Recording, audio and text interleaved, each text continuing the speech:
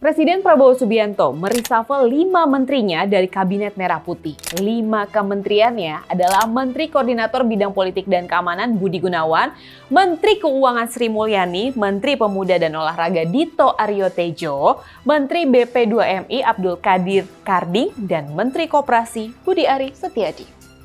Akhirnya, nama seperti Budi Ari, Qadir Karding, hingga Budi Gunawan yang sempat didesak oleh netizen untuk di-reshuffle dikabulkan oleh Presiden Prabowo Subianto. Apakah ini menjadi jawaban dari sebagian tuntutan rakyat selama ini? Saya Dila Hantika, inilah Jurnalisik.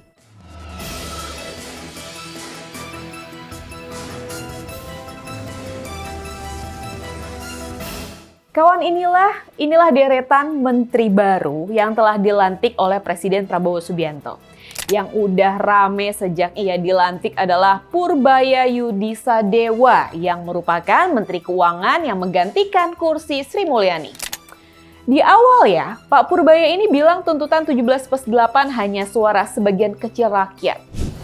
Itu kan suara sebagian kecil rakyat kita.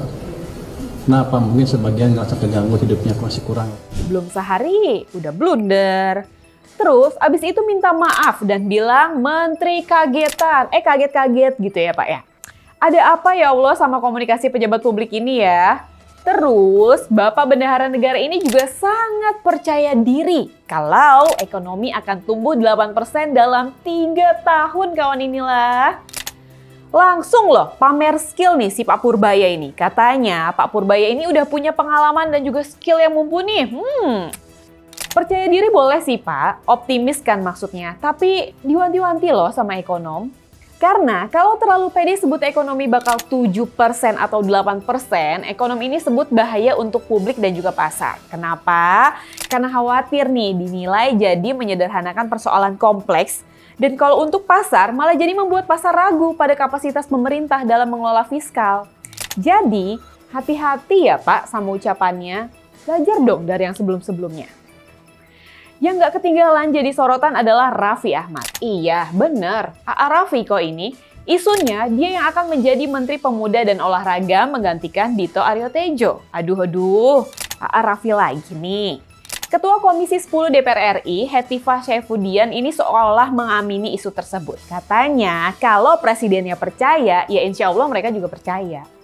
Sementara ya di sisi Dito, kasus yang dulu ini blow up lagi loh, keangkat lagi loh, diungkit lagi oleh publik. Banyak yang menerka-nerka soal nasib politikus Partai Golkar ini. Karena pengembalian uang hasil tindak pidana korupsi ini tidak serta-merta loh menghapus tindak pidana tersebut. Kalau gitu, Pak Budi Ari juga bisa dong dilanjutkan kasus judulnya. Selain itu ya kawan inilah, Presiden juga diminta untuk membersihkan nih orang-orang yang dinilai berpotensi merusak reputasi pemerintah. Mereka adalah Raja Juli, Tito Karnavian, hingga Natalius Pigai. Kalau Raja Juli ya kita tahu lah ya apa yang membuat dia layak diganti. Yes, soal fotonya yang tersebar di media sosial yang lagi main domino tuh. Sama mantan tersangka pembalakan liar Aziz Welang. Dan sama mantan Menteri P2MI Abdul Qadir Karding yang udah diganti duluan kemarin. Sampai datang loh ke istana dan minta maaf kawan inilah seperti biasa. Dari hati yang terdalam ya saya mohon maaf sebesar-besarnya pada Pak Presiden Prabowo, kepada Komisi 4 mitra saya, dan terutama maaf saya tentu kepada masyarakat Indonesia ya atas kericuhan yang terjadi.